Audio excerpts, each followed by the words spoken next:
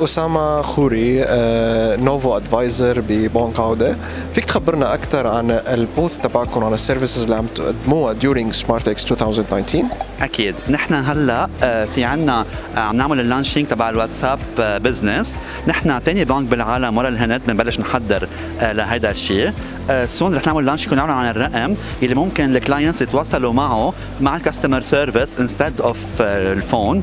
بيقدروا باي واتساب يتواصلوا مع الكاستمر سيرفيس ليعملوا اني انكوايري او يطلبوا اني سيميوليشن او يسالوا عن اي برودكتس او سيرفيس. كمان سون ليتر اون رح يصير فيهم يعملوا ترانزاكشنز فيا الواتساب ويبعثوا ماني ترانسفير فيا الواتساب.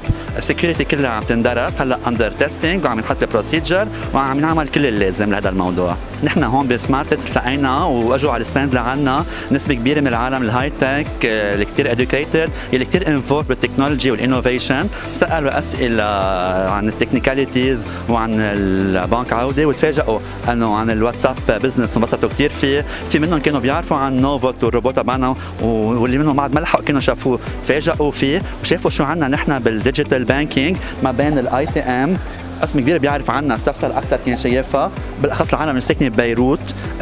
تفاجئوا انه عندهم صار بالشمال للجنوب يقدروا يستعملوا هيدا التكنولوجي من الاي تي ام للادفايزري روم تتبع للنوفو. تعرفوا على شو ممكن يصير عبر الكول سنتر. بتمنى لكم التوفيق ونشوفكم ان شاء الله بالنكست اديشن سمارتكس. الله راد ميرسي يعطيكم العافيه لكم كمان.